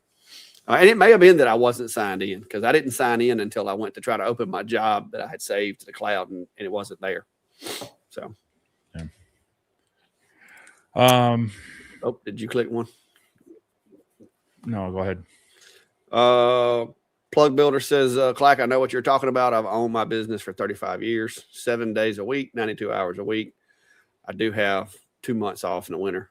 Yeah, and that's one thing I've had to do since I retired, because before, when I was working every day, I had no choice. I had to leave here and go to work. And so that kind of forced me to get out of the shop and, take a break from the shop. But since I've retired and I'm like literally here most every day, unless I have a meeting in town or something like that, I have to make myself do fun stuff or get out of the shop for a little while and do yard work. You know what I mean? I have to break up the monotony because I don't want to get burnt out. And because I feel like it's too much fun for me to go mess it up for myself. So I make myself take intentional breaks or do projects that are just for me. Like this. This literally is just a project for me. I wanted to see if I could do it. I got the tools to do it. I want to make these from scratch, like with the CNC, but there's some work I got to do before I can go that route. But yeah, so it is definitely, you gotta learn to separate things. So. Yep. David Pingle's asking, is soaking a CNC bit in something like LA Awesome a reasonable way to get rid of residue? You can use that, or Simple Green. As a matter of fact, I do that more so with my table saw blades. A lot of people will think their blades are getting dull, but they're just getting, the pitch and the buildup on the teeth itself. And so letting them soak in a little bit of LA Awesome, and then use I wouldn't use a wire brush, but they make like a plastic bristle brush, like a toothbrush or some of these other ones. You just kind of use that to clean them up a bit. It makes a world of difference to clean up any residue, or like if you're using hold down tape, sometimes that gets gummed up on there. Or if you ran your speed settings a little bit wrong, there can be some burnishing and some pitch on there. So definitely LA Awesome is a good one. Otherwise, like I say, Simple Green is another one that you soak up just a little bit and then brush it off. Just make sure to dry them well. You don't want it to sit on there. But yeah. JR's got a question. Says, as I reset up my Omni One after moving, I added a camera and a monitor, and I'm wondering if there's a workaround to put a yellow cover over camera lens that would act like a yellow paddle. I don't think so. No. No, because the what you're seeing is the actual beam interacting with the material. So if the lens is on the camera, then the beam's not going to hit it. So now there are some fluorescent powders, JR, that you can get and dust it onto the object that will have the same effect. And I've thought about doing that. They come in lots of different colors, And matter of fact, there's like fluorescent fingerprint powder we used to use in certain applications. But you can take that and just dust a little bit of that powder on there and be able to see it then. The only thing is you're not going to want to use that on something that's not easy to clean. Like I wouldn't think you'd want to use it on like wood because the pigment could stick to the wood and cause a weird, look. But like for glass and metals and stuff like that you could clean real easy, that wouldn't be a bad option. So I wish they would just put a red dot in that one like they did all the other com markers. I don't know why they didn't do it. That was one of my gripes with that machine, but other than that, it's a good machine. Yeah. Yep. William Hunter is saying, I'm on my 3rd year with lasers and spend more time looking for something I can make for someone, and I never thought about charging for it. Yeah, there's a lot of people who do this just as a hobby. They like making things for other people. And that's awesome too. And not everything has to be about making money. But for some people, they are looking for that side income or that retirement income or whatnot. And so there are ways to do it. But of course, the people that do just do it for fun, they're hurting the ones that are. There's a guy who goes to our, he actually teaches the wood turning. He does like bowl turning and pen turning at the makerspace. He teaches classes on it. I don't know if he's fully retired or whatnot, but they have these quarterly artist sale things there, like a makerspace craft show. And I've gone to a number of those, and he always has a bunch of nice wood turned bowls, and he's got them marked so ridiculously cheap. I'm like, you're not making money. He's like, no, it's just to clear out the shop and make a little bit of extra money for some supplies and such. I'm like, I'm like, well, I appreciate it. I'll buy something and whatnot, but you're hurting the other guy who's actually trying to make some money on it. But yeah, such is. I mean, and that's why when they say, hey, if you're trying to make money, try to do something unique, something different that not just everybody's doing. But yeah, more power to you if you're just doing it for fun. Yeah.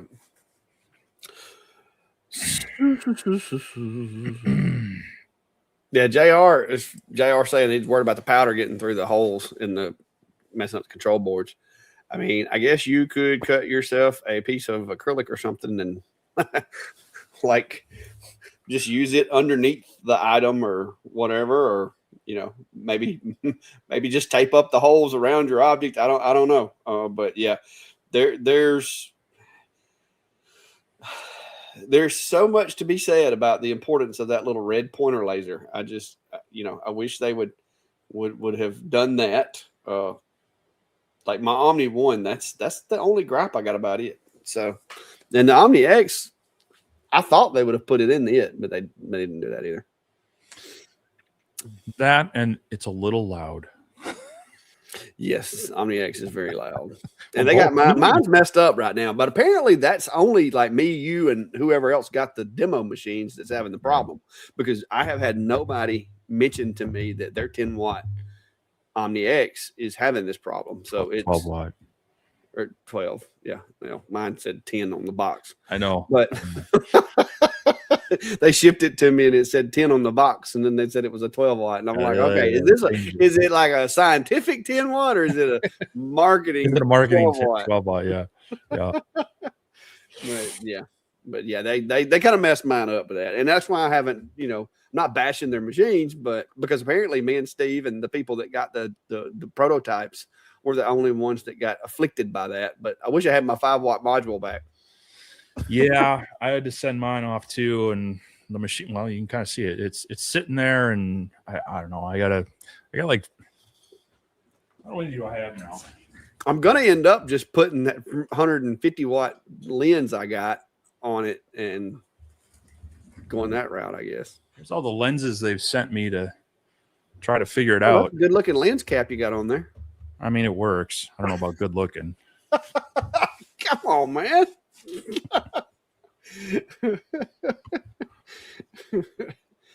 Oh. But yeah.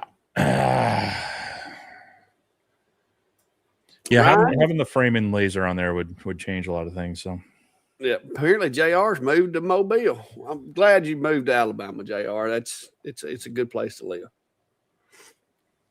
And he couldn't go much further south. I mean, so I'll have to holler at him next time I go down to what's that place? Dang it. It's right there on Mobile Bay. Mm-hmm. Mm-hmm. Hang on, I'm looking it up. Mm-hmm. The Battle House. That's the name of it. And no, it's not the Battle House. Well, maybe it is. JR's asking. Point Clear. That's it. Point Clear. JR's asking, does the X-Tool UV laser have a visible red laser preview? Forgot the new model name. It's the F2 Ultra UV because they can't get away from the F2 on like 5 different lasers now. Yeah, I wish they'd have just been like the F4, F5. I mean, let's do something different. But yeah, it has a blue framing laser. So, but it works. But it's blue. It looks like a blue diode. Like I think maybe they had some extra blue diodes laying around, and they're like, "Hey, let's slap one of those in here." So, but it works. Matter of fact, just a little while ago, I did some. I was doing some videoing with it. Well, it's not on this phone. Chris, you might be right, but you know, it was what was in the printer. It's also PETG, so I don't have any orange PETG. Yeah, see, that's the X-Tool UV laser. That was framing. When I designed the file, one thing that I can say about X-Tool software that I like is that you can select individual aspects of your design and frame only that little spot. And so when I was lining up the circles for the holes where the screws go, I did that with each one and then adjusted them to get them centered where I wanted them. But yeah, the blue laser on that one for framing is definitely an advantage. So and then I'm gonna be honest with you, that's one reason why it's gotten to where, like, when I'm doing something, I'll like go over to that machine because it's just having that makes it so much nicer. Now, they should have set it to where when you hit the frame button, the illumination inside the enclosure reduces down a little bit so that you can see it a little better. You can turn the blue laser up, but certain materials, it gets to be a little bit much if you go above about 4%. So, oh, JR said he's over about in Daphne. Point Clear is about 10 minutes from here. Well, hey, JR, I got you. Next time I go down there, I'm gonna holler at you. Well, I'm afraid if I move, it's probably going to be more north. Yeah. So because I've actually told Brandy I want to go back down there. I would like to go down there and go some fishing because they got some good fishing spots down there. It's right there in the Mobile, Tensile Delta, whatever area, and it is nice fishing wise because you got the fresh water, you got salt water, you got the brackish water. So you got all the different kinds of fish. Of course, you also have alligators. Yeah, I'm looking at moving to a different shore, North Shore, Lake Superior. Well, just watch out for those ice piles. I saw something where they were talking about somewhere up there on one of the Great Lakes. The wind was blowing so hard that like a big sheet of ice piled up in front of these houses. Oh yeah, that happens not just on Lake Superior, but like a lot of our lakes here. You get, especially when it gets into springtime, things start melting a little bit, and the ice, you get good wind, and the ice just starts pushing up on shore. Mille Lacs Lake, that's pretty big too. That you'll get that. Yeah, they were saying it was like 20-foot tall, like piles of ice rubble, basically. Yeah, I was like, that's crazy. Yep. Good times. Well, you have about 5 minutes left. If anybody's got some real questions. Yeah, David said, thanks for answering all of our questions. We try to answer when we can. If you have questions, we like to answer those. If we have the answers, we try to. And I We am even try to give currently, honest answers, not just yeah. made up ones. So I am currently at 52,945 subscribers. So in the odd chance that you're in here and you're not subscribed, go check that. Just go check that out. Go hit that button. To me or Steve, either one, if you're in here and you're not subscribed. I think most everybody that's in here is, unless you've accidentally unsubscribed. But yeah, I will be Purposely. hopefully hitting 53,000 tomorrow. I hope. You're at what number? 52,945. I've got just under half as many as you. So Yeah. So I'm almost at 53. And it is doable for me to get there sometime tomorrow afternoon, tomorrow night. If things continue a good pace. So trying to get to 53,000. had enough. Okay. Is asking Steve, do you still think the Atom Stack Craft is a good laser? Yeah, it's a good laser, especially if you want to have like they've got their 20-watt diode with the IR. I don't know that using them both at the same time really makes much of a difference, but having them both on the same one where you don't have to like change your, a lot of times when you change heads, the centering and the alignment's different. So if you have like a dual project, like an acrylic that you want to cut and engrave, that's kind of nice. It's a decent enclosed laser, works well with light burn.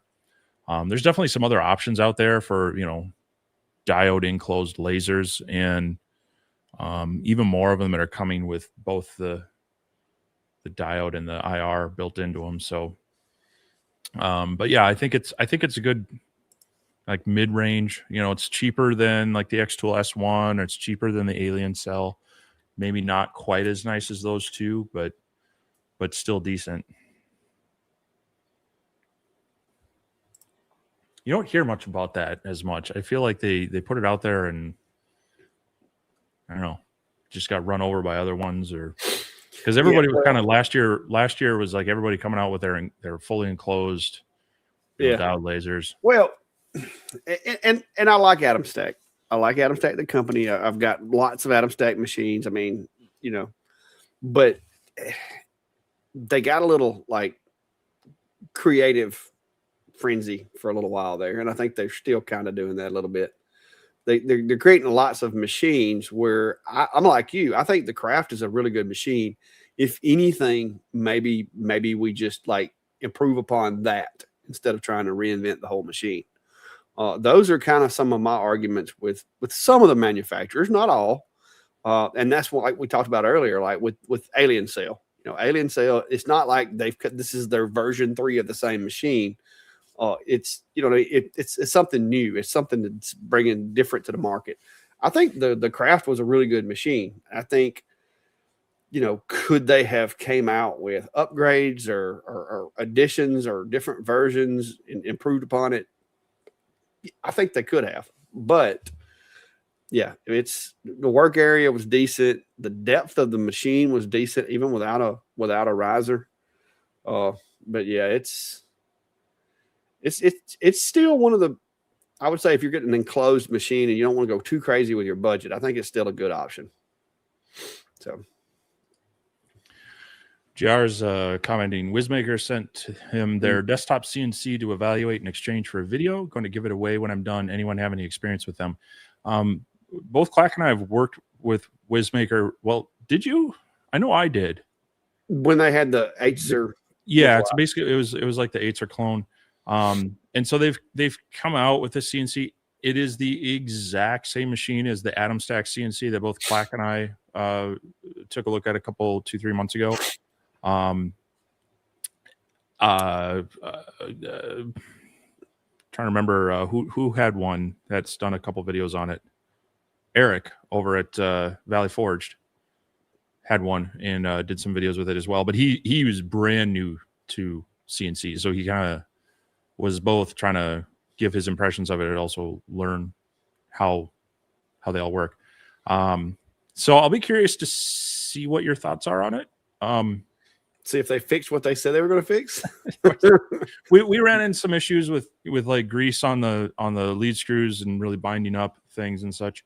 Once you kind of work them in, Adam Stack actually sent me kind of like a burn-in cycle for mine. So, yeah, I'll be curious to see what you think of that one. I know Whizmaker and Adam Stack both basically rebranded it. The Whizmaker one was orange, Adam Stack was red.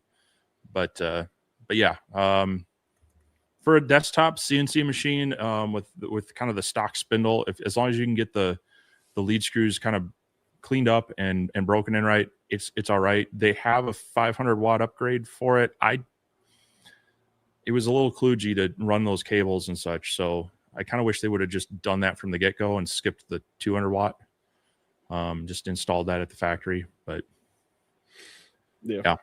So yeah, I'll be curious to see what your thoughts are on it. But if you do need, JR, an upgraded spindle for that thing, I know where there's one at, because in the process of trying to get mine to not lose steps and adjust everything, they asked me to adjust the voltage on the main board of the controller. And somehow or another in that, the controller on mine is no longer functional. So in the event that you need the upgraded spindle kit, and you can come get the whole machine and cannibalize the spindle kit off of it and have extra parts that are just a different color, because it's the same machine. Because the one that I've got is it's in storage, but the controller went bad. Like, I adjusted the voltage by their little directions that they gave me, and I don't know if I went too far and turned the voltages up too bad, maybe blew out a peel. I don't know what happened, but something happened and it lost. I think it doesn't move left anymore. Like, it'll move right, but it won't move left anymore. So it's no longer with us, but I do have the spindle, which is actually not bad, that you could take that one, and I'm fairly confident just pop this thing on there. It might be a different color. Yeah, because I think, didn't it come with a spindle clamp? Didn't it come with a different spindle clamp? Yeah. So the spindle clamp for the bigger spindle, maybe you may have to paint it. So paint it all black. Yeah, but yeah. But other than that, I mean, I liked it. I had some pretty good luck with it, and then it started skipping and binding, and they did that thing where they have one lead screw in the middle of the bed, and I wasn't crazy about that, but Steve wound up getting his limbered up enough that it worked, and mine did. But then they're like, "Hey, we think we found the problem. Try this." And I tried that, and it did not work for me. And so I told Steve, unless you have to, don't try that. Because it ended bad with mine. Because you had to go in there, and there's little pots on the board, and you had to go in there with a little tiny screwdriver, and you turn that pot, and basically you're making a magnet go up and down inside this pot to adjust the amperage that is sent to the steppers. And I don't know if I went too far. I don't know exactly what happened. I don't know if something came loose inside the pot. I don't know what happened, but it ended in catastrophic failure.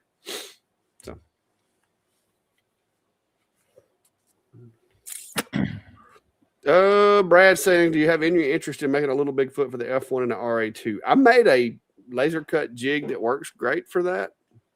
The RA2 doesn't have the height issue that the RA3 has.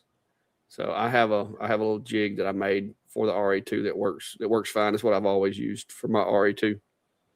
There was someone made a 3D printed jig for the RA2 and the F1 that I printed out, and it kind of locks it in alignment, and I think you can slide it side to side as needed. I'd have to go back and dig and figure out which. I mean, I printed that a year and a half ago, I think, but I think it was out on Maker World, but I'll have to see. Jared Lyons asking, which is the best budget 3D printer for a newbie for making jigs? Was going to make some. If you depending on how big a work area you're needing, my opinion, it's not the cheapest per se, but the A1 Mini or the A1 from Bamboo Labs, if you know nothing about 3D printing, those are probably what I would recommend. Like if my mom said she wanted a 3D printer, I'd tell her to get a Bamboo Lab. Yeah, I would skip the A1 Mini. The price difference between that and the A1, especially if you're wanting to make jigs. He says for Eufy, it's a little bit bigger. Yeah, Oh, yeah. I would get the Bamboo Lab A1. It's probably the most reliable, inexpensive 3D printer. It still has a 256 size bed. There are others similar, like the FlashForge 85X is decent, but it's got a smaller bed. The A1, I mean, short of a couple of errors of myself not drying the filament or not cleaning the bed, just haven't really had any problems with it. The print profiles work well. Their Maker World kind of ecosystem has a lot of files out there for it, and then it imports other 3MF and STL files really well. So,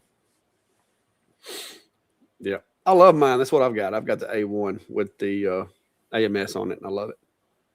Now, I don't do much multicolor stuff. I just use the AMS as a magazine for filament so that if one roll runs out, it just automatically switches to the other.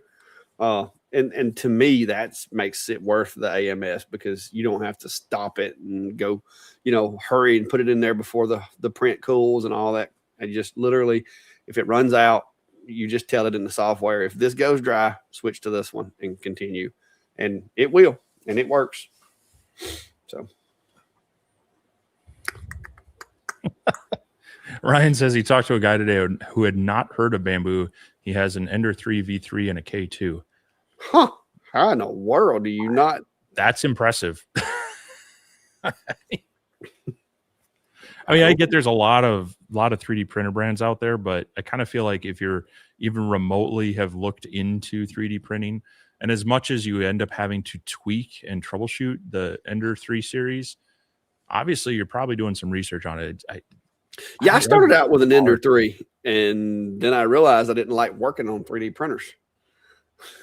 So, and I'm telling you, if I had it to do over again, I would have just went straight to the A1. I mean, the Ender 3 was a learning experience, but I upgraded everything I could on that thing to try to make it print better. And I mean, upgraded bed springs, upgraded like leveling knobs, like everything. But it makes you appreciate what you have now so much more. Oh, it does. It does. I put a fusion pad or fusion controller or whatever on it. Like I did everything I could to it, and it can't hold a candle to what the A1 does. It's like I tell my kids, with their first job, it's not always glamorous. Sometimes hard work. I tell them, like, you take this job, work it for a few months, you'll appreciate your other jobs that much more in the future. So, but yeah, if you're into tinkering and tweaking and you want full control of everything, a lot of the more modern printers are not going to be for you because a lot of them kind of are locking you into their own custom slicer, and they might lock down the firmware and such. And that's where you might want to get into some of like the earlier Crealities and such to have more flexibility with that. That being said, a lot of them do have like LAN only mode and things like that where you aren't like stuck in their cloud environment, but Bamboos just make it so much easier. Their profiles and their settings just work. Their printers just work. There's not a lot of tinkering to do. There's always things you can do. There are little upgrades you can print, but out of the box, it works pretty well. Yup.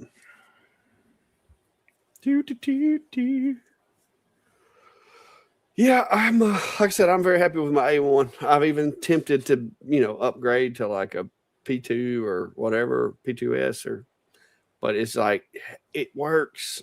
I just can't make myself do it. The one I've got works. I'm so familiar with it. I'm comfortable with it. I can't make myself do it right now. Now, Bamboo's actually been out of the orange PLA lately. I don't know what's going on with it, but I had to get I got some Pet G the other day. It was orange, but it's like translucent. It's not like transparent, but it's like kind of transparent. It's not a real color. It's one of those phony colors. Yeah. It's just pretending to be a color. But yeah. All right. Well, I guess that's going to be it for tonight, guys. We went 10 minutes over. So y'all got bonus 10 minutes from us tonight. Almost up to the 2-minute warning of the Super Bowl. Yeah, we do appreciate you stopping by, hanging out with us. We know there were things going on tonight that some folks might rather do than listen to two of us. But we're glad a couple of you chose to stick around, so we do appreciate that. Oh, there's Yuri. All right, Yuri, look there. It's not a 3D scanner, but I mean, it's got that logo on it. So, but yeah, it's fun. So hopefully this week I can wrap up my preliminary on the Falcon. Like I said, I'm not gonna try to do the tumbler rotary right now. I'm gonna go ahead and review it as it sits, because I think, being a 10-watt beginner friendly machine, I think I do it by itself first, and then maybe do a can the Falcon do tumblers video afterwards, because I'm also going to have to figure out how I'm going to rig it up to where I can hold that. I'm OCD, so I got to get that rotary to where it doesn't move around. So I'm going to have to make me a little panel or something for that too. But yeah, and then hopefully I'll get that done. I've got the ASMR 48 watt that I got to do, and then I got to work around my way back to the Atom Stack Glacier enclosure and the 5 watt hour. Ain't that it? I'm gonna do all that. I'm gonna roll all that into one video. 4. Like, we're gonna engrave a machete or something. I don't know what I'm gonna do with it. I think it's a 4 watt. Is it 4 or 5? It's 4 or 5. It's more than 2, more than 3. I think they're saying it's the most powerful IR module around, which is water cooled. That's pretty cool. You don't know what you did. I'm trying to remember where I parked mine. Yeah, I think it's a 4 watt IR. I